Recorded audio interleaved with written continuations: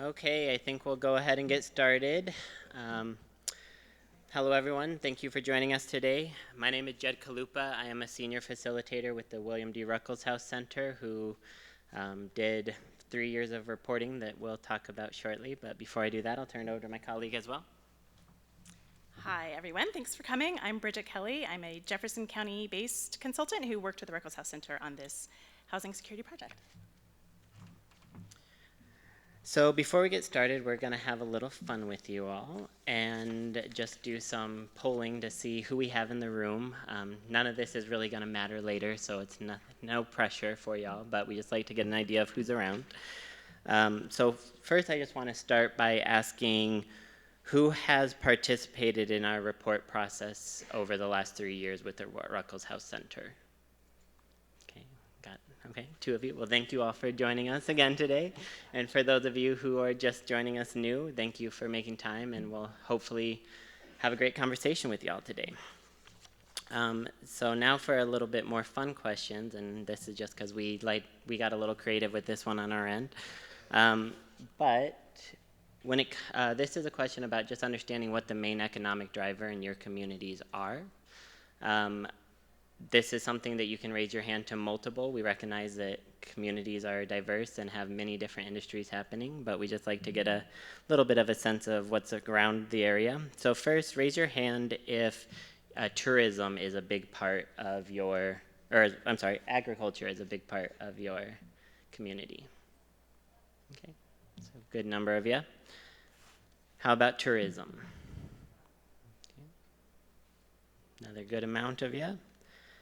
Maritime. Okay. So probably a lot of people over here from the other side of the state then. And then anything else, which is a pretty broad group. Awesome. The next question we have for you is, what is your main role in housing security? So what is your main role policy? Okay, good number of you. How about programs and services? Few more of you in that realm. And again, anything else? Or advocacy, I'm sorry. Apparently Annie did not jump ahead of my slides. Okay. And now anything else? Okay, awesome. Well, thank you. Like I said, we just like to know who we're talking to, because then we can do our best to kind of tailor a little bit of our responses to y'all as well. But before we dive too deep into our report, I want to give you an agenda for the day, let you know what you can expect from the 2.5 hours we have set aside today. So we are going to do our introductions of both us and the center that did this work, as well as what we were asked to achieve in the 3 years that we worked on this. Give you an overview of our report, and for 2 of you it might be a little bit of a repetitive thing, but for most of you it sounds like it'll be new information. Then we'll have the question and answer to help address any questions you all might have about the work we did. And then we're going to turn it over to you all to do some work today and kind of do some self-reflection and thinking about how the work you are doing aligns with what we found in our report and everything. Then we'll turn you over to small group discussion. So as you walked in, you probably noticed we have some circles around the room. So don't get too comfortable with where you're sitting now, because we will be asking you to move a little bit later. And then we'll do a large room wrap up after that. Oh, helps if I push the right arrow. So, who's the Ruckelshaus Center? The Ruckelshaus Center is an impartial resource and convener for collaboration in Washington and the region, dedicated to supporting people affiliated with governmental, private, and other entities develop shared approaches to addressing complex policy challenges.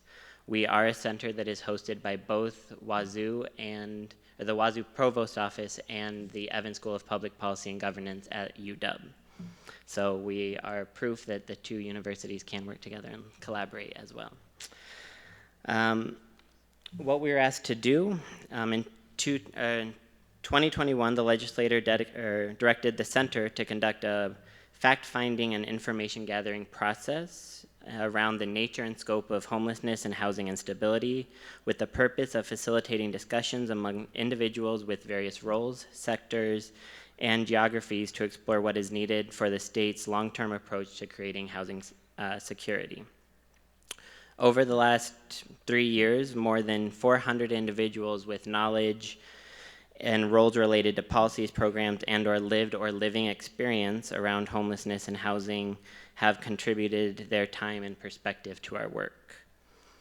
All reports released by the center, so we had reports due in 2021, 2022, and our final report in 2023 can be found on our website, which is listed there.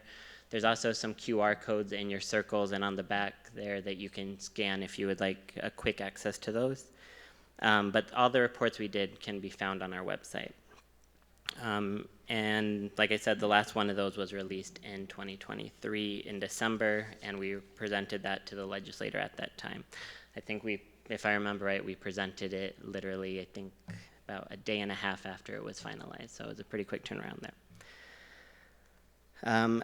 With that context in mind, we also want to just kind of give you an idea of what our report really coalesced around to help understand what the report really addresses. So first of all, we were asked to build a statewide and long-term strategy that takes a broad lens of the issue of housing using the concept of housing security as a whole. Therefore, the findings do not investigate specific communities or groups, but instead focus on what is needed to build cohesion across the state in ways that maintain local autonomy and context-specific needs while creating statewide alignment over time. In the developing this work, we recognize that many efforts were already being done across the state, and we worked hard to complement that work rather than duplicate it. And so in our report, there is a lot of cross-referencing of those parallel efforts being done. With all this in mind, the intended use of the report is to provide guidance for how to make the necessary choices within your own local context that is simultaneously increases alignment among diverse locations, jurisdictions, levels, and sectors across Washington. This report is about helping you find ways to optimize what you are already doing. This includes tailoring what you are doing to the context that is needed. Put your scope in context with the whole, which does not necessarily mean that we are asking you to take on more responsibility, but rather identify areas where you can collaborate and connect with other people to do this work, and set yourself up to adapt to circumstances as they change, as we recognized with things like a pandemic that recently happened, that things can change quickly. So with that context understood, there are 4 major parts of this report. The first is the foundational themes, the conceptual shifts, guiding principles, and recommendations. It's important to recognize that all these elements are contributing to each other and need to be taken as a whole and not just isolated for one part or another. The foundational themes are really what we heard from people in our interactions with them, and that grounds everything that the rest of the report builds on. And with that, I will turn it over to Bridget to go into some of those themes. Oh, thank you. So there's, of the foundational themes in the report, the one that we always choose to emphasize when we talk about the report is that multiple factors interact to contribute to homelessness and housing stability, and that individual factors are embedded in systemic and structural factors. And that's probably well known and understood in a really profound way by everyone here, but we always like to say it because it's not really widely understood in the ways that it needs to be in order to succeed with housing security. And I think more and more organizations and entities are having different ways of displaying this and showing it, and they're all right and they're all helpful and they're all reinforcing each other. So this is covered in detail in our reports. If you need a thing to give to people for them to get this, it's in there. In brief, it's things like people's ability to access, individual people's ability to access and stay in housing they can afford depends on the supply and cost of housing. That depends on the economic conditions in a community.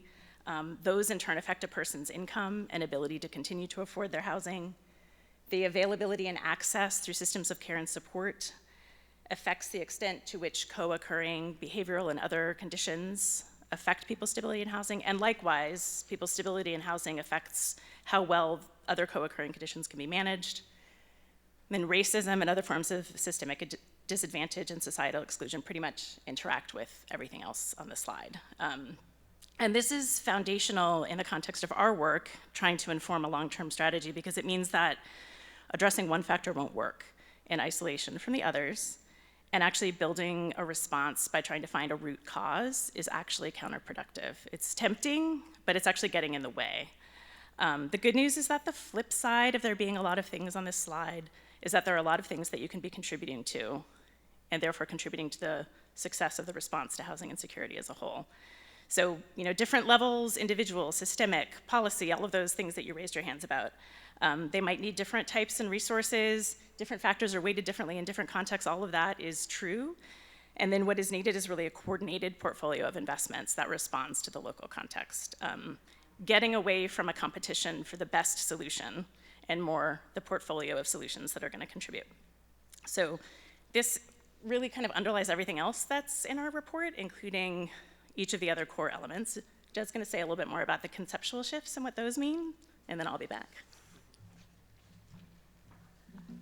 So from the foundational themes, we also identified some conceptual shifts, and these are mindset changes away from the ways that we often address the problem currently. And these were all recognized as necessary to actually make progress in what people highlighted as a correct movement forward. As mindsets shape the actions and initiatives organizations and individuals take to enact change, changing how we think of the problem can create a dramatic effect on how we actually address it and what actions we take.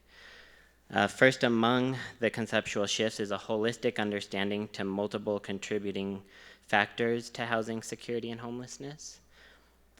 This very much ties to with what Bridget was just talking about, so I'm not going to go too much more in depth on that right now. But the second conceptual shift that we also recognized was a move to shared aspirational future, which aimed at breaking down silos and building more intentional connection across the housing response and landscape. In short, we are more likely to make progress if all aspects of the housing continuum and housing landscape see themselves as all contributing to a shared pathway forward with mutual goals that move away from the current structure, which constantly leads to the competition that Bridget also had mentioned. So we heard a lot about people saying right now everything is designed for us to compete with each other rather than collaborate. So for instance, the need for immediate shelters and the need for services are not separate but deeply related, as well as being deeply related to permanent housing solutions as well. And all these things have a shared goal in mind of creating more stability across the state. The last of these three conceptual shifts is the relationships of support, alignment, and coordination. In our discussions with people, they regularly addressed a desire for a housing security community that was built on fostering inclusivity and learning from one another. This came in recognition that right now people feel like often the process excludes people that need to be a part of the conversation and need to be actively involved. This mindset shift would prompt things such as an assessment of how current actions and policies actually make it difficult to meet the needs of people in their communities and exclude important players who should or could have a role in addressing housing security holistically. And with that, we'll turn it over to Bridget again for the next part.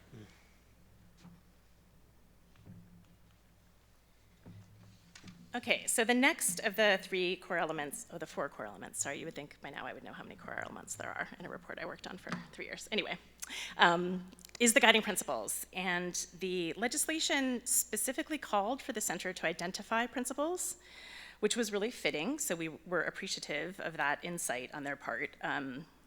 For something that is as complex as housing security, where context matters so much, where there are, as we talked about, multiple contributing factors, and where a wide range of views coexist. So it's worth saying just a little bit about kind of the function of guiding principles before we start talking about the specific guiding principles that emerged from our process. And these guiding principles are really what we're going to focus on for most of this learning lab. So you'll get a chance to see them a few times through the course of the afternoon. Basically, the guiding principles are kind of like a scaffold that you can use to build a strategy or response, and they're meant to guide ongoing decision making. So that doesn't mean telling you exactly what to do. It means helping you have parameters and criteria for making decisions about what to do. And it means that they're relevant now, but they're not time specific. So specific actions might be really relevant to now, but not necessarily to later, and the guiding principles are meant to be enduring over time. They're also meant to serve across sectors and roles and jurisdictions. So whatever you raised your hand for, there is a way that the guiding principles can apply to the decisions that you make in your work. And at whether it's local or state or engaging with the federal system or working within tribal nations in any of those contexts. And the idea there is that it's aligning the parts of the response not by everybody doing the same thing, but by everybody contributing to the same shared aspirational future that Jed talked about. Different actions in different scopes and timeframes and contexts. They're meant to help contribute to a comprehensive response by reminding you how you relate to different things, even if they're not your direct responsibility, and also to help navigate aspects that can sometimes seem contradictory or controversial, because regrounding back to the principles is a way to grapple with trade-offs that by necessity are going to need to happen in order to resolve conflicts. So it's a way of kind of having an outside scaffold that helps you with that kind of conflict. Balancing flexibility with consistency is one of those key things that can seem contradictory, because both of those are good things. Some consistency is needed for coherence and to have shared progress across the state, but flexibility is also needed, because success depends not on having the best answer, but on how well matched the options are to the context. So the guiding principles can help with that decision making as well. And then the last function that we think of is enabling periodic assessment. And that means being able to regularly check in with how deeply aligned your work is with the guiding principles. It's not the same as like compliance or oversight, right? Like, are you checking all the boxes that you need to check? It's more of like a strategic accountability and a collective accountability. Not so much yes, no, are we doing each of these principles, but more how deeply are we aligned and what could we be doing to be more deeply. This is really, I think, the function that is most related to how our report can serve as a tool. The recommendations, which we'll say a little bit about, they're the options for how to align more deeply with the principles, and between the actions represented in the recommendations and the principles, that's how those conceptual shifts can be pushed forward and sustained and happen across the response. So, 11 principles emerged from all of that participant input that Jed talked about. We also reviewed a lot of different mission statements, principle statements, objectives, like anything that was kind of in the same family of things from a wide variety of organizations and entities across the state, and kind of pulled out the themes and patterns that we saw. You're going to have time to look at these in depth later, so I'm not going to read through them all now. But taken together, and they are meant to be taken together and not kind of cherry picked to the one that you like the most, or that feels most comfortable. Taken together, they achieve those scaffolding functions that I talked about, and many of them interrelated. So just as an example of that, if you take principle F about employing both a sense of urgency about both immediate needs and a sense of urgency about long-term progress, that applies to many aspects of the response. But if you just think about it in terms of housing, that means that you need to have both immediate mitigation of homelessness, but you also need to be investing in long-term expansion, maybe as a whole, collectively, not each individual entity. But if the people who are doing each of those things recognizes how important the other is, that's a different vibe to the response than if those two things are in competition with each other. And what's also important that gets lost in the middle sometimes is mitigation, so prevention of homelessness for people whose housing might be precarious. This relates to a couple other principles. It means recognizing that the housing market is not meeting housing needs. And it means creating conditions that reduce competition and increase collaboration and coordination. It means working across a multi-sector response. So those are going to be the ways that you can achieve that principle of working towards both the acute and the long term. So we'll come back to these later. The report has 18 recommendations. This is a little bit of a theme in the report because it was a statewide report, as Jed said. So it is options and frameworks for action. It is not giving the exact specific answer, recognizing that that's actually going to end up not being useful in different contexts. So it's not going to give you the tactics, as some people might say. It's really trying to think about the strategy. They're grouped into the overarching areas that you can see here. Today, we're not going to spend time going through all 18 of the recommendations. They're available in the report, and they might be fodder for the activity that we have later, so we have some copies in the circles. But you can see that they cover everything from how you're setting up the response and measuring the response, and then the different aspects of systemic needs and matching people's needs. It encompasses the whole of housing security. So it's housing supply and options for different kinds of housing, but it's also service needs and employment security and all of those different pieces that are relevant from that first figure about all the contributing factors. So in a moment, we're gonna kind of walk through an example of how the report as a tool can be used, and we'll mention a couple of specific recommendations, but as I said, you can access them, at your leisure, and we're gonna be here for the conference. So if you discover you have specific questions, find us and ask us about them. So we just picked one principle to kind of walk through as an example, and this is kind of foreshadowing what you're gonna do in the activity that's coming later, that you have a little worksheet for, and some dots, and it's coming. We picked principle H, create conditions that reduce competition and facilitate cooperation. So we heard in many different ways from lots and lots of the people that we talked to that the current response is hampered by how systems tend to be siloed and are kind of inherently designed with competitive and exclusionary processes, and how that is counterproductive because of the scale and really the need for it to be an all hands on deck approach. But it was really, people really described it as a stuck point. Like, that's how the system works. It's not working, but it's how the system works. So this principle is meant to help, hopefully, unstick that a little bit.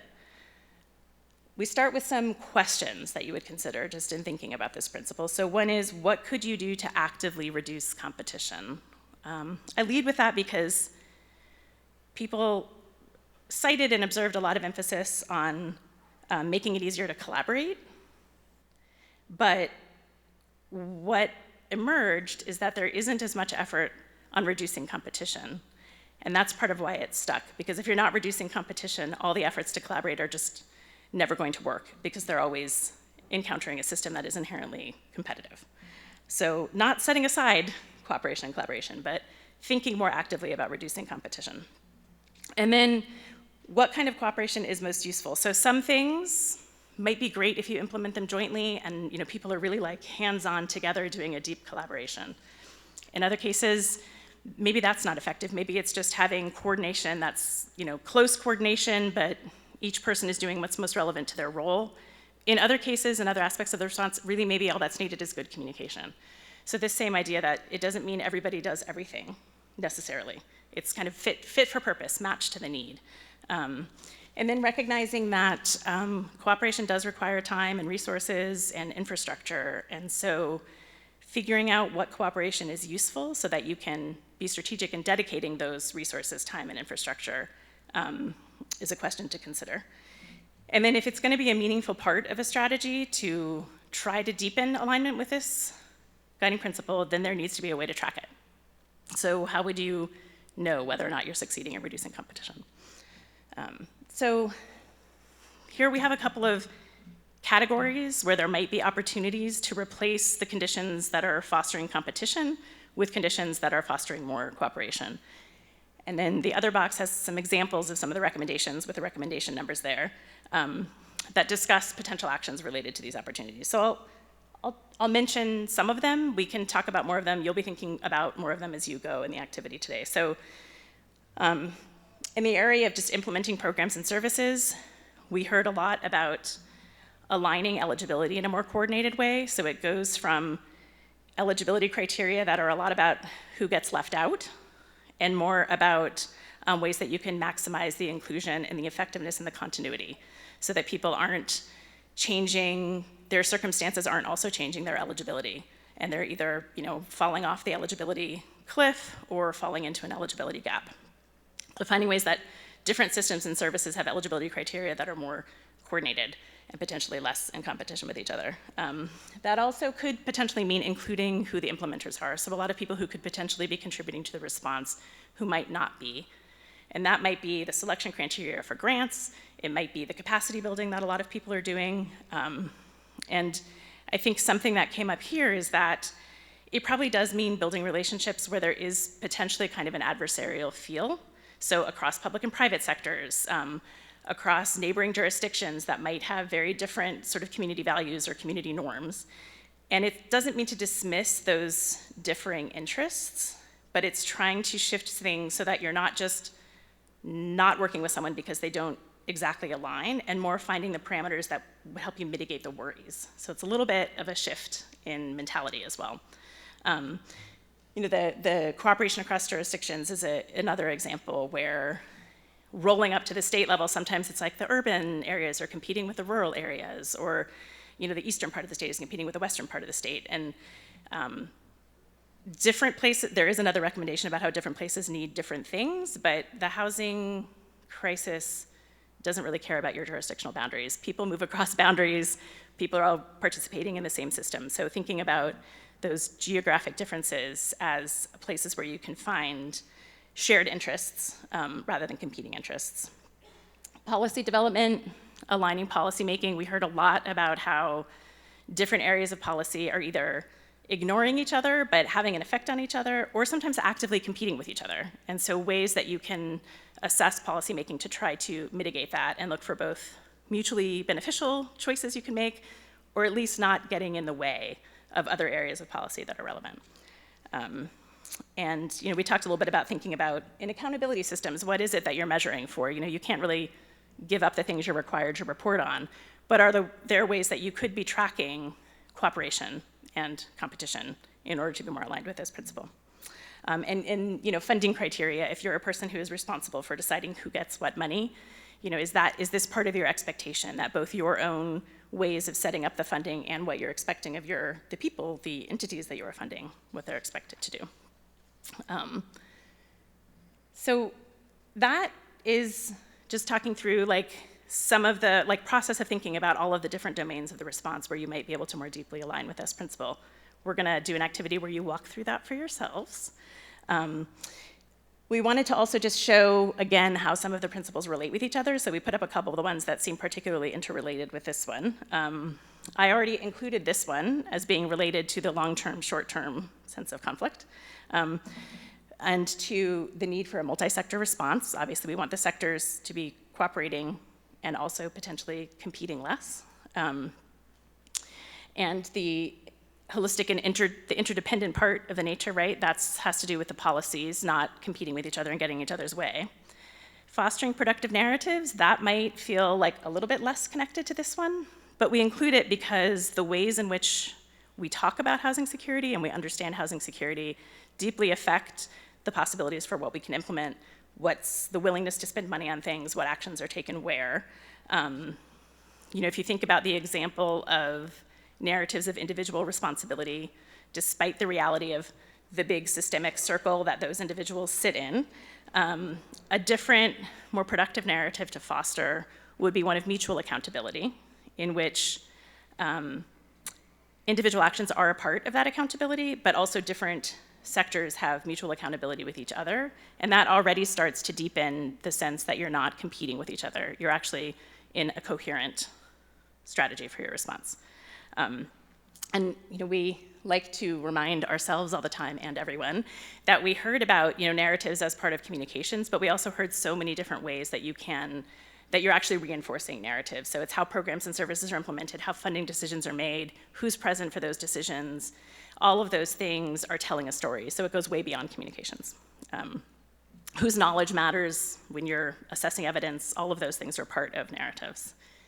And then preparing to adapt to changing circumstances, this getting out of the cycle of competitive and exclusionary practices was really related for people as we were talking to them to having more options and more pathways for adapting as circumstances change. So we're gonna move on to our activity. First, we're gonna have a chance for some questions. I'm gonna see if Jed has anything to add to what I just said before we see if you have any questions. We could take 5 or 10 minutes for questions about what we presented or other things of the report, and then we'll explain what the activity is going to be. Any? And we'll be around, so as you start doing the activity, if you have questions, you can also grab us and we'll ask them. Yeah, Jed's coming with a mic. it feels very echoey in this room with a mic, but. All right. And I'll try to model, I suppose. My name's Nate. I'm with the Department of Commerce. Thank you. I'll stand. I'm trying to make sure best behavior, right? What has been the follow-up since the report was submitted? How has the report, what kind of life has it had since you kind of moved to this next phase? You want me to start? Sure. So for this report, I think, now I'm speaking for the Ruckelshaus Center, which maybe I should have let Jed start since he's the actual person from the Ruckelshaus Center. But in this case, we have time. So the report was due in December. Often it's like, okay, that's it. You're goodbye. Thanks for the report. We have until July of next year. So we had, another whole time to be available to do things like this and talk to people about our report. So that has already been nice. It has been more than just delivering the report to the audience who asked for it. We certainly did that, as Jed mentioned. And we're doing some more follow-up, just the legislature as our most direct audience. We're doing some more of that this fall, leading into the next legislative session. But we've also had the opportunity to do a few context-specific workshops. So we've been to a few communities and either done briefings, or we did in Whatcom County, we did an actual kind of interactive thing where we dug into things a little bit more, implying it within a particular context. So we've had an opportunity to do that. I think it's been, what I would observe is that it's an opportunity for people to kind of pause and zoom out a little bit, which I think is really, really difficult to do. Like even just committing to coming to this conference is an example of that, or coming to this session of, it's so, you're all working so hard and so deeply, and it's very intense work, and it's really hard to find time to step out and say, oh wait, what about the whole rest of the response and how that affects me? And so I think maybe that's a trickle-down effect. It's not like producing a big long-term statewide strategy, but I think, people describing a little bit of that shift happening, that they're thinking about people they weren't thinking about in their ecosystem, for example, or they're thinking about aspects of what they do that they could change maybe in ways that are smaller, that they assumed would be overwhelming. We've been hearing some things like that, which is not big, huge legislative change. I don't know, I guess I'll have to wait till the next legislative session to let you know whether or not there's any of that. Well, and I will say as well that, so the legislator funded us through the Department of Commerce to do this work. So we did work pretty closely throughout, having regular check-ins. We're still having regular check-ins with Commerce on a lot of this. They used our report pretty heavily in them developing their upcoming plans that they're releasing. So that was some uptake of it. We soon here are actually meeting with some legislative staff members to talk through some of this report as well as they plan for their next session. And again, like Bridget said, we've gone into a lot of communities, and we also hosted 3 events of our own following our report where a lot of people came to them and engaged with us in it. And we're still holding open opportunities. So if this is something you think your community or your organization could benefit from, definitely get in contact with us, and we're happy to talk through what it might look like to help design something that helps you all engage with this a little deeper as well. And like Bridget said, we were supposed to only have 6 months of this dissemination work that was supposed to end in June. That was surprised when it got extended to July, so we're excited to have that extra year to keep doing this work. So, other questions? Okay, if you want to hit the next slide here. Oh, yeah. Before we jump into the activity, and Bridget will explain the activity here shortly for you, we are going to have you all talking with each other. So there are just some kind of group agreements we like to lay out for people as they have conversations with one another, just asking you all to abide by them. So the first is be honest. There is going to be conflict in your perspectives, and that's actually really beneficial, and avoiding it's not going to do anyone any good. Those things need to be surfaced and talked about. So if you disagree with something someone is talking about, voice that. Be honest about your dissent from that. But in doing so, the next one is be respectful. Don't do it in a way that is attacking them or shutting them down.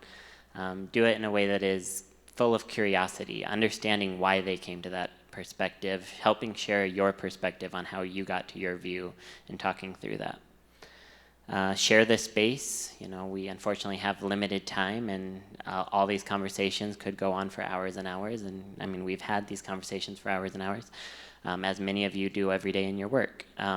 But we do have a limited time, so as you are sharing your views and opinions and perspective, please make sure you're doing so in a brief way that allows everyone to have time to share theirs as well.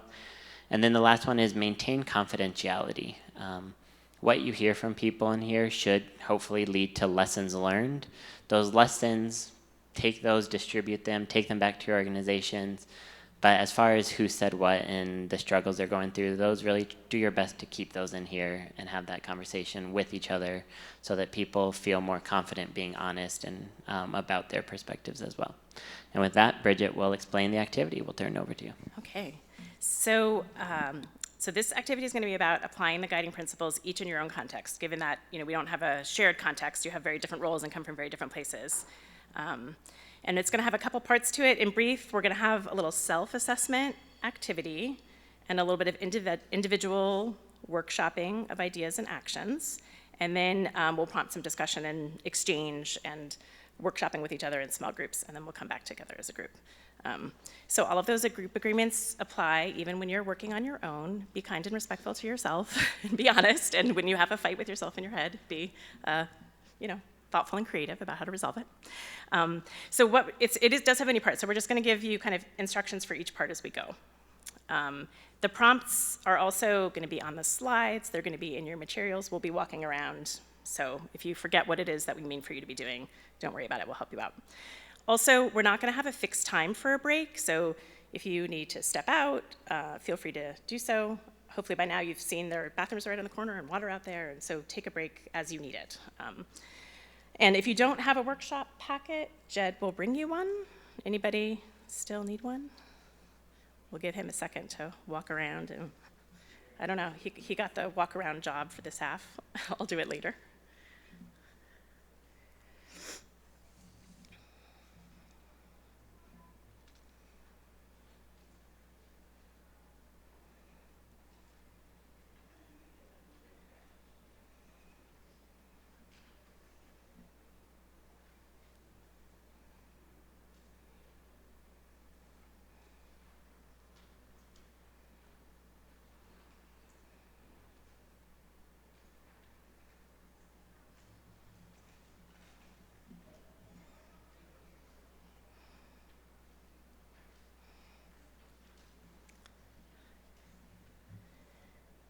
Okay. So in your packet, you have a sheet with some stickers on it, and you have a summary overview of the guiding principles, and then you have a worksheet. So the first task is to take one of your stickers and put it at the top of your worksheet. The color doesn't matter now, but it will later, so I want you to be able to remember what your color was. If anybody has trouble distinguishing the colors, do you have them to show? This is blue, and then this brighter. Blue is the much darker color, the green is a brighter color. So you already have either a blue or a green sheet of stickers. Just take one of them and put them in the top of your worksheet. Okay, done? Success. Okay. So the next activity is to do your own self-assessment in your own work, whether that's your organization, your job, or your community, whatever kind of scale you want to choose to work at. You're going to assess for yourself how deeply you consider yourself to be with each of the principles. So the first page of your worksheet has a list of all the principles. It looks like this. And then it has some descriptors. They range from it's not recognized as important, through it's important, but we don't do it, it's done by others. It's reflected in some of what we do, sometimes we're doing that, sometimes we're not. It's reflected in most of what we do, this is pretty core already to what we're doing, or it's pretty much central to everything we do. This principle aligns with our guiding mission, our guiding purpose. So you can just, we'll have a few minutes for you to do this, just go through and circle or X or whatever. We have some pens too if anybody doesn't have anything to write with, but just go through that and mark what your own descriptor that you choose would be. And then the second part of this bit of self-assessment is just to share your assessment with the group. So when you've done your own self-assessment, we have a sheet for each of the principles. Just go up and put a dot for which assignment you used. It's anonymous, but it'll just give a sense of like the trend in the room. So we can see like, oh, it looks like this room is really pretty deeply aligned with this one and this one a little bit less so. So On your own time, I think we have about 10 minutes set aside for these two steps. So your own self-assessment, marking it for yourself on your worksheet. These worksheets are entirely for you. You're not going to turn them in. I meant to mention that earlier. And then just go put a dot in each of the 11 principles for what you picked. Any questions? Sorry, I keep moving away from the microphone. I apologize for that. Anyone else need a pen?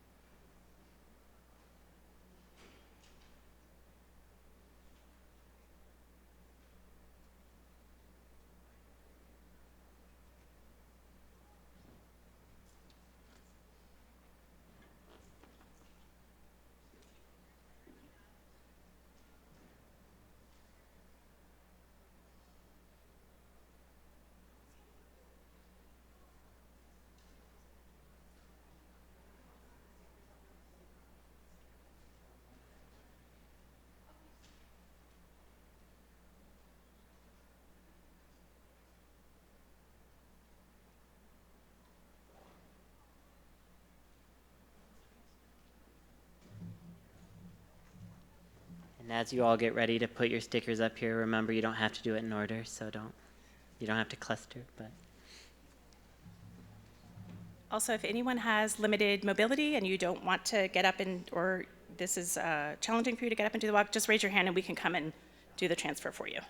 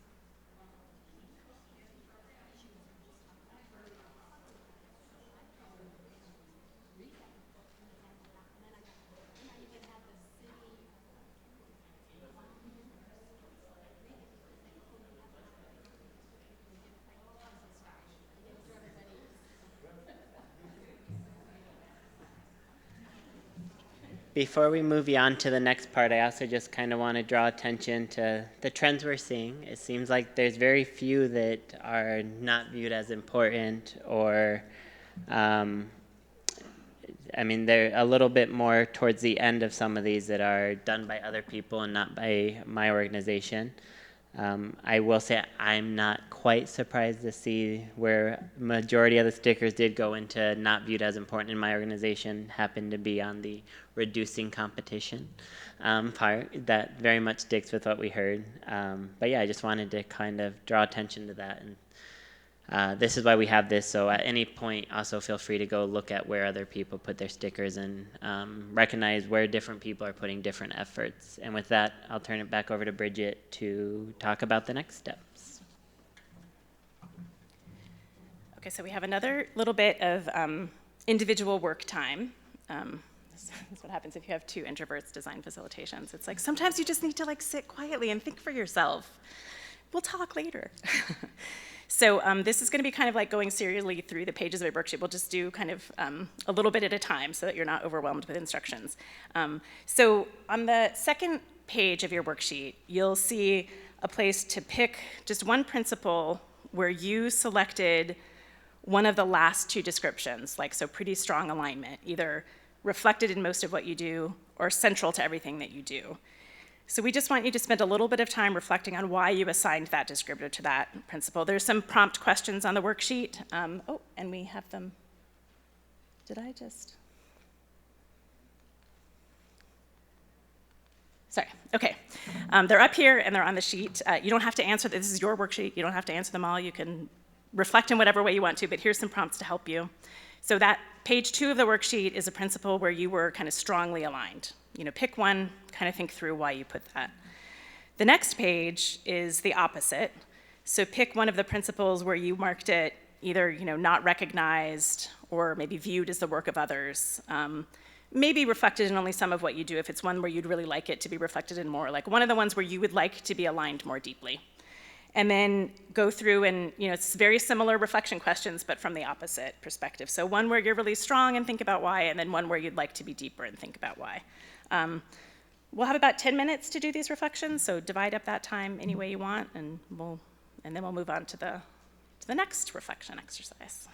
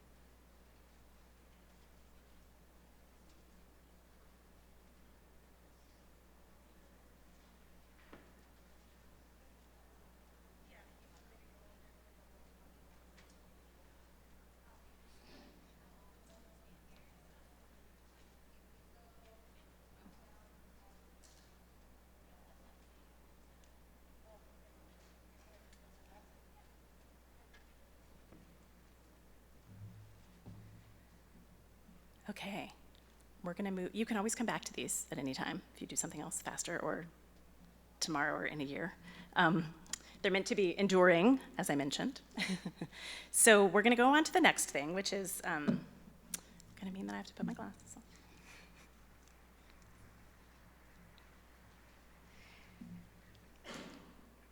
So on the last page of your worksheet, this activity is to start from the second principle you worked on, so the one where you were not as deeply aligned as you would like to be. And this is some prompt questions to help you think about what actions you might be able to take in order to become more deeply aligned. So again, there are action prompts there on the worksheet. The recommendations from the report, as I mentioned, are a tool for having ideas for options. So we have some copies of those recommendations. If you're looking for inspiration, Jed can hand those out. But this is not like a matching game if you have other ideas for actions or things that are more specific than that. But if you're looking for sources of inspiration and you want to read a little bit more of the report now, then we'll have those available to you. In general, you'll see some prompts there around different aspects of your work where you might be able to take an action kind of no matter how big or how small, right? Like it might be a big, huge aspiration that you would love to see change, or it might be something a little bit more short term. And we have categories there for things like, your core functions, whatever it is that your organization or entity does, also how you work internally. So sometimes there is that mismatch between your external mission and your internal way of working. That might be an opportunity for change. Your communications, your ways of coordinating or collaborating, how you track and assess and measure, and then anything else that you think about. One thing we like to mention with this kind of activity to do is that it's often tempting to think mostly about things you could start doing, which starts to feel like an overwhelming amount of burden. But there might also be things that you should stop doing, things that don't align or that are kind of a little bit more on the periphery than are needed. So, and that might make room for some of the things you might want to start doing. So I find it harder to think about what to stop doing, so I offer you that prompt. The very last thing on that page is a prompt to think about a first step. So at the end of the time, we'll prompt you when there's like a minute left, if you haven't gotten to it yet. That is to challenge you to think about something that is completely under your control. You do not need permission for it.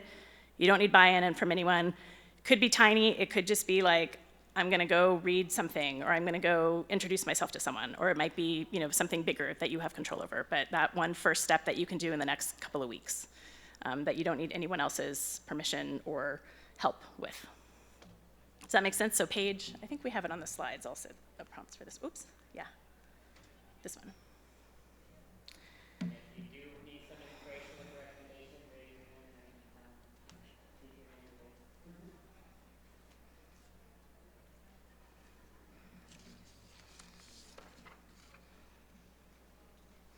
We'll have about 10 minutes for this as well, and then we're gonna divide into small groups and talk.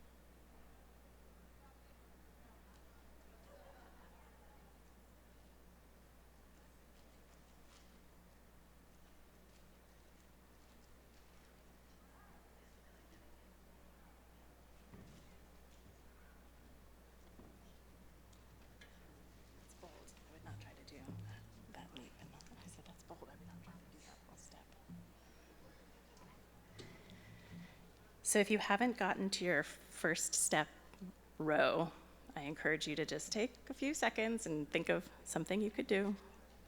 Maybe it's just asking for permission if you need permission. Then we'll move on to the group discussion.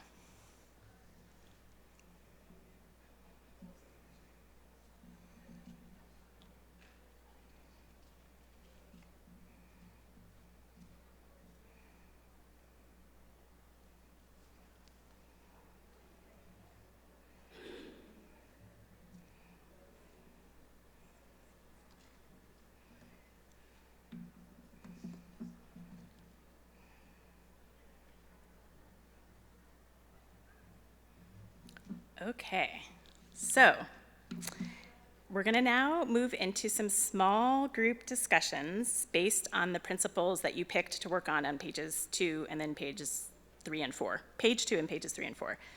And we're going to do this in 2 rounds. So in one round, you're going to have the chance to be participating in the small group in the role of sharing about a principle you were strongly aligned with and that you reflected about the reasons why. And in the other group, you're going to have the opportunity to be participating in the role of the principle you picked that you were hoping to be more deeply aligned with. So we're going to do 2 rounds. And remember how you put a colored dot at the top of your worksheet? It's coming back around. So you are either a blue group or a green group based on the dot that you have at the top of your worksheet. So what we're going to do now is figure out how to get everybody into the groups, because it's going to be a little bit of a sorting by which color dot you are and which principle you worked on. And we're going to achieve that success of getting into the small groups, and then we'll give you some prompts for what to actually talk about in the small group. Does that make sense? Okay, so the blue group is going to be the first group. Here, this is also on the slide. The blue, people with blue dots are going to go to whichever of these groups includes a principle that you picked as your strong alignment. So you're in group 1 if you were strongly aligned with A, D, E, or G, group 2, B, C, or H, group 3, F, J, I, or K. There is a rhyme or reason to those. They're kind of clustered thematically, we promise. So the first time around, the blue group is going to go to where you had strong alignment, and the green group is going to go, same thing. You pick whichever group includes the one that you picked as your page 3 principle. So blue group goes to whatever you did page 2 on, green group goes to whatever you did page 3 on. Group 1 is going to be over there in that corner. Principles A, D, E, or G. Group 2 back there in that corner, and group 3 up here. There's the circle. You can see a circle of chairs in that corner. Does that make sense? This is a test. So. If you need help, come at me.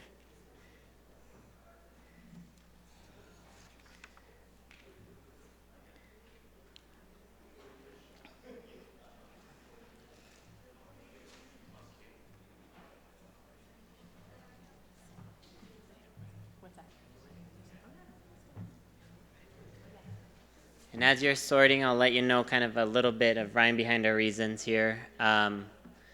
So one, we did the individual ideation so that you could reflect on your own without the influence of other people, thinking about how you would normally react to these things.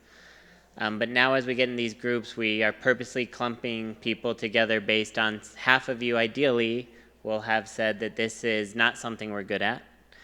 And we would like to get better, and you're sitting with people who say we are doing good with this and we can help you with that, and kind of help each other share ideas. So that's kind of the rhyme and reason behind all this.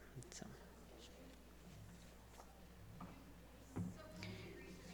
Yes, each group should have a mix of blues and greens. Sorry, that was a great question. You should end up in a group where maybe half or so of you are blue and half or so of you are green. It might not work out exactly right. Oh, yes, yeah. Can we show the slide again on the screen? Yeah. So again, if you have a blue sticker, whatever principle you worked on your page 2, go to the group that includes that principle in its cluster. 1 is over here, 2 is back in the back, and 3 is over here.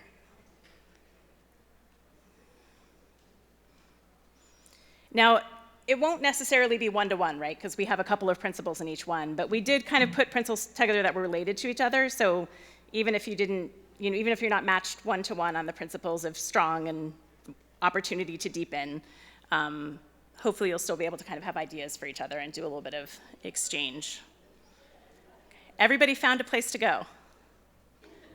All right, I feel like that was the hardest part of the day, so thank you for hanging in there with us and being patient with us until we could make ourselves clear about what to do. Okay, so now that you're there, we have some prompt questions. First, maybe just do a round robin, and each of you share your name and what part of the state you're from, or maybe you're not from Washington. I don't know, there might be people here who aren't from Washington. And then, whatever your kind of role in housing is.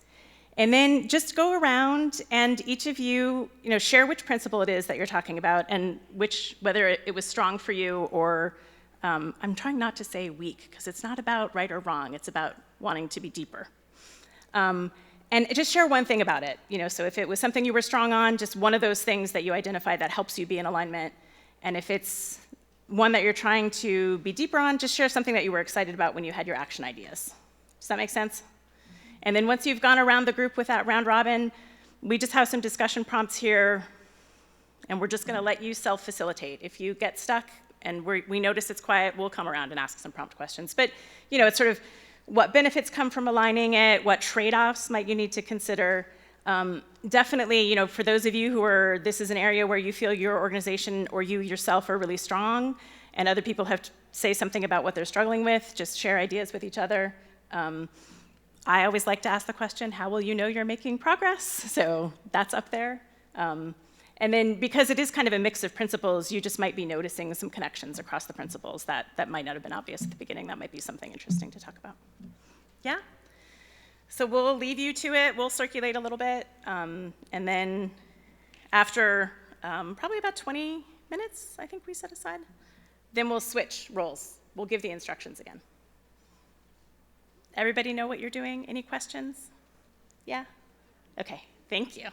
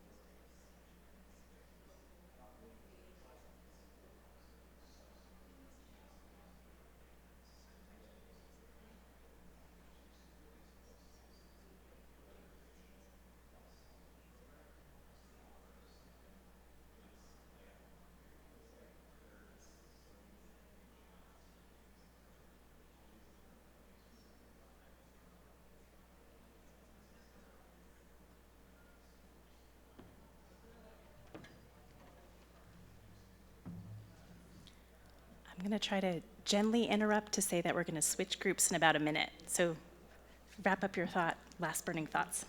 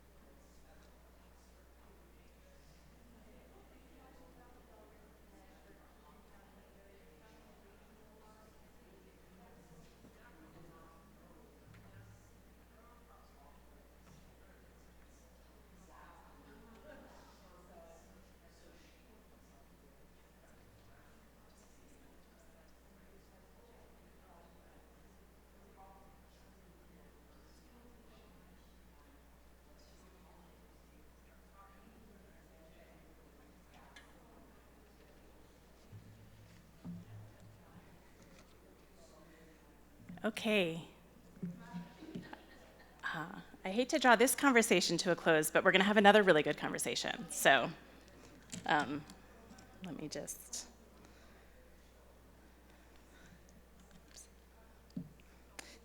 Okay, so now we're going to switch it up, and that means that you're going to do the opposite of what you did last. So this time, if you have a blue sticker, you're going to go to the group that includes whatever you picked for pages 3 and 4 for the principle that you wanted to work on deepening your alignment.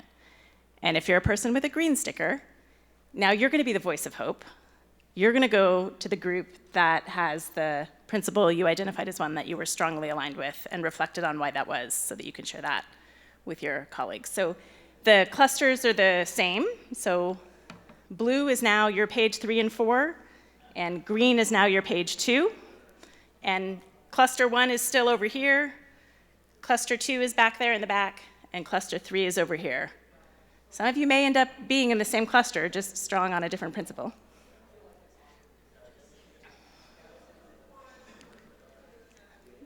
Yeah.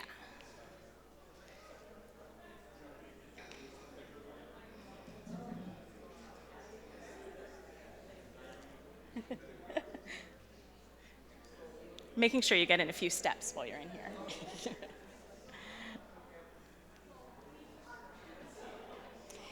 You're group 1.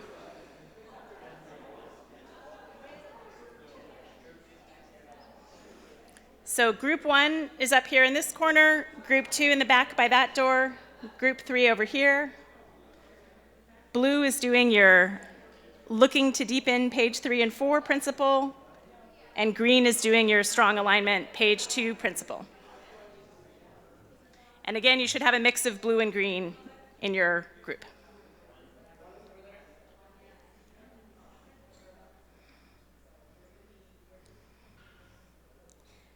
And I'm just gonna, the prompts are the same, so we'll put them back up. Yes, it'll be a different configuration of people, so redo the introductions. Feel free to have a different role this time if you want to.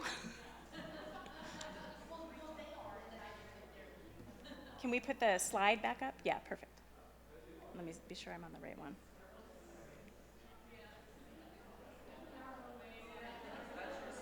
Oh. Oh, sorry, because this is the last one. Thank you. Okay, so the prompts are back up here, introductions, round robin of sharing, and then discuss at will.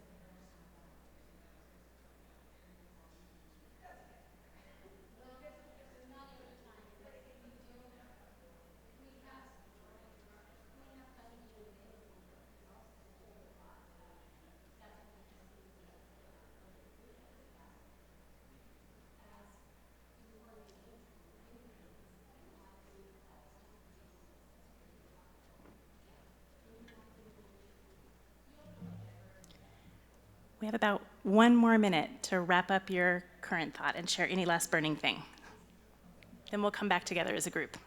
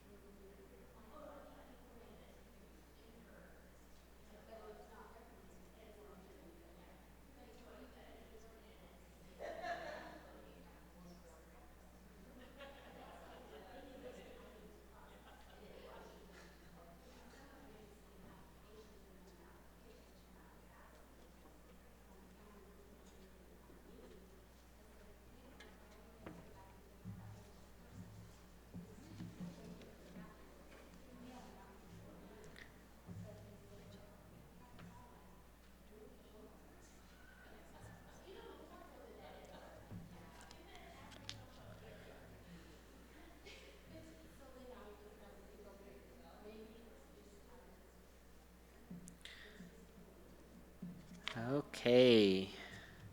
If you want to wrap up your last thoughts, and then you all are welcome to get up out of your circles and go back to your normal seats. We'll come back as a larger group again. If you want to stay in the circle, you're more than welcome to, but that's totally up to you. We're going to take a few more minutes and just go back to a little bit of individual ideation here. So relook at your worksheet that you did and ask these questions to yourself. After these 2 conversations you just had with everybody, what changed as a result of the conversation you had with the people in the room? Do you did you gain insights into any of the additional things that contribute to your current alignment with different guiding principles?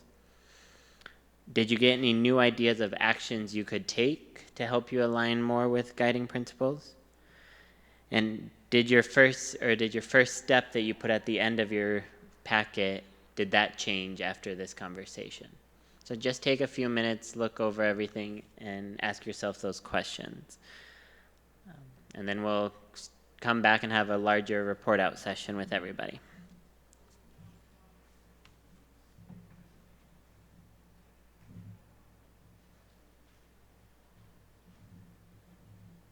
And unfortunately, we fell a little behind and forgot to make a slide for this part. So if you do need me to repeat those questions, let me know.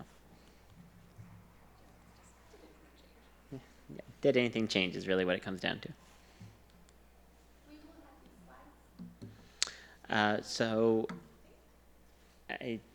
We can double check on our website. We will over time have all these.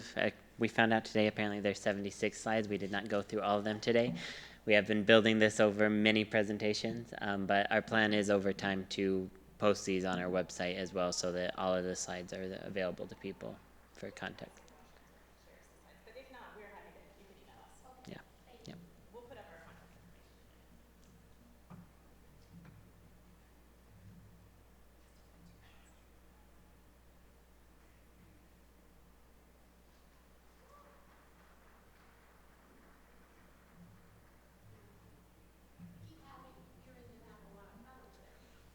Yes.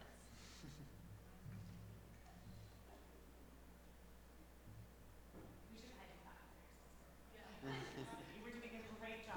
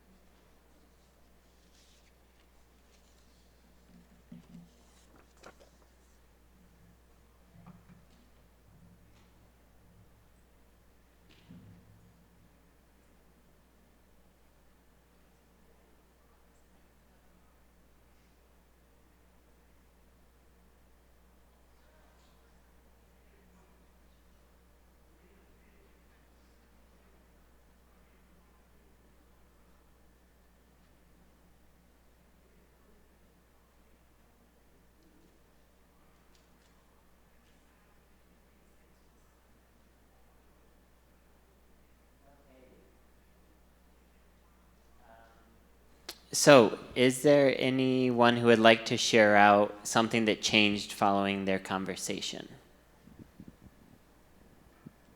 Or conversations?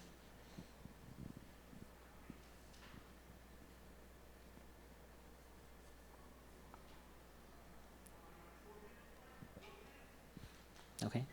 How about would anyone like to share their next step that they have written down on their worksheet for something they're planning on doing in the next couple weeks?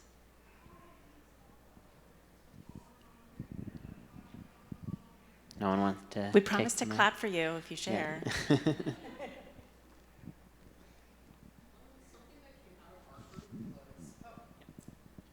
Hello, everyone.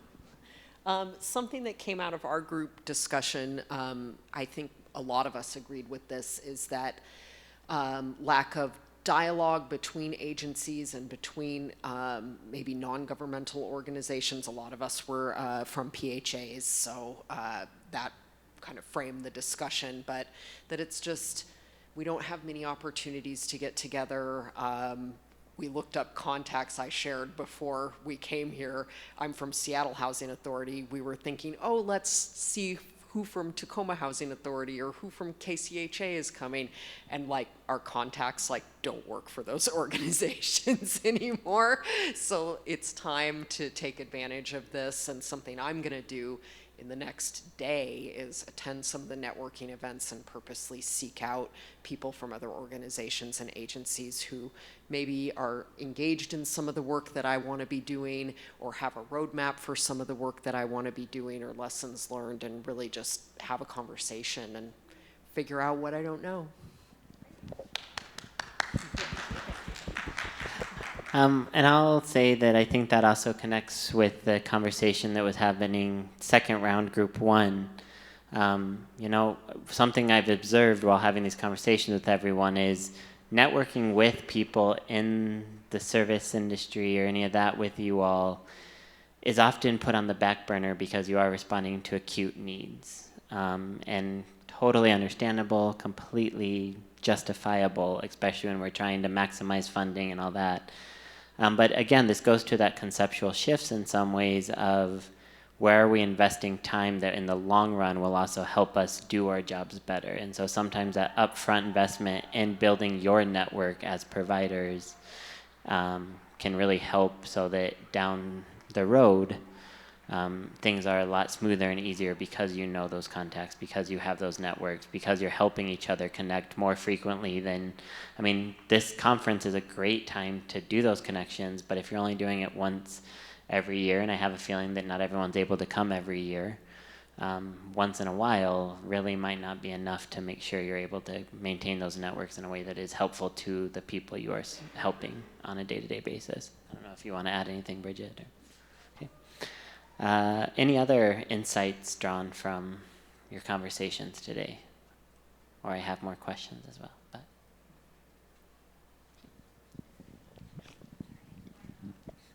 we appreciate it. Just a gap filler here to follow up with the previous presenter, that sometimes to look outside, you have to begin inside, you know, before you try and connect the dots outside, which is crucial.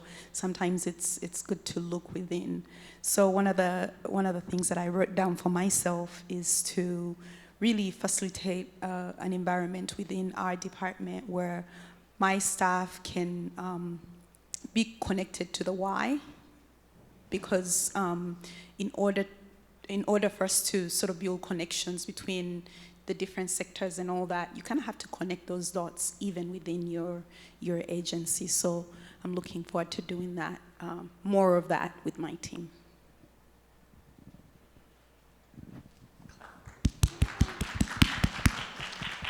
Yeah, and I will say me and Bridget were kind of reflecting on, you know, looking at these while you all were having your conversations, and we were really coming to that same conclusion, is sometimes we're so focused on how do we get this system to work, and sometimes forget that we are still part of that system, and if we can change things in our own organizations, that can have an effect for the whole system as well. And so, you know, ideally, there's a few of these that, you know, there are people saying it's important but not done by us.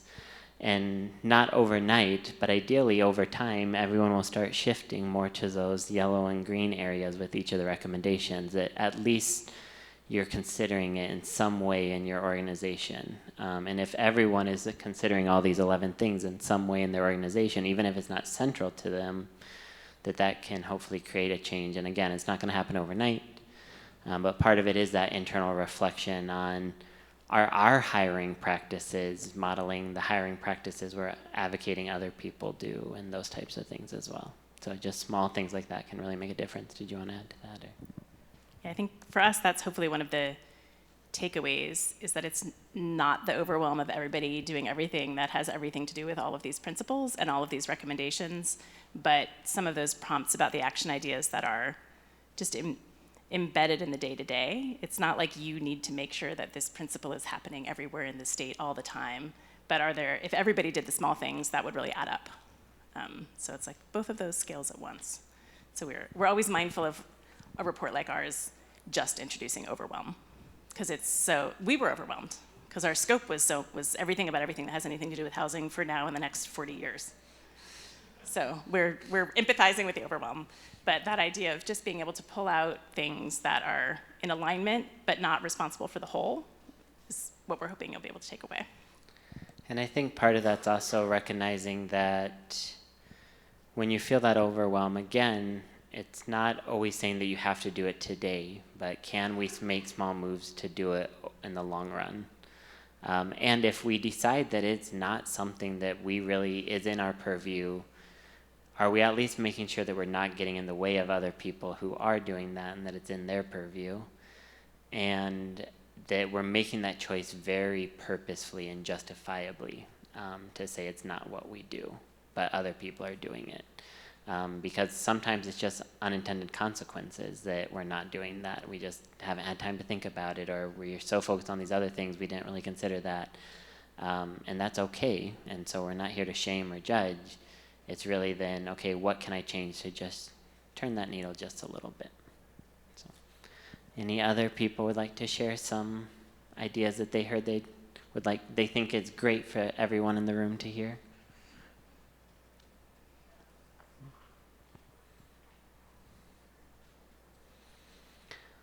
Was there any principle that you talked about today or heard from us today that really helped you think differently about a challenge you're having in your organization?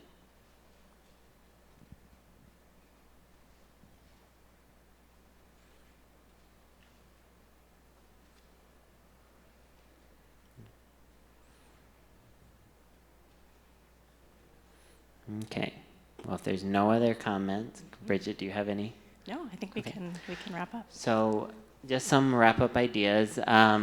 We do have, if you do want the full report, I will tell you, again, we have 3 reports out there. Our final one is 82 pages, and in all honesty, we could have written more. But we tried to condense it as much as we could, and it got down to 82.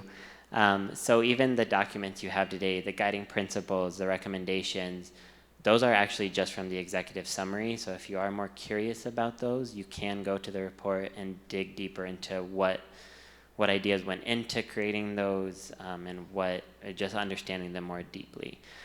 If you would like, we do have these QR codes and everything that have that information in our website on there. The first QR code is directly to the final report. The second one is to the project homepage where you can find our information and all that kind of stuff. If you also want, we have extra copies of the worksheets we did, so if that's something you want to take with you and think about with each of the guiding principles or however you want to handle that, we have those as well.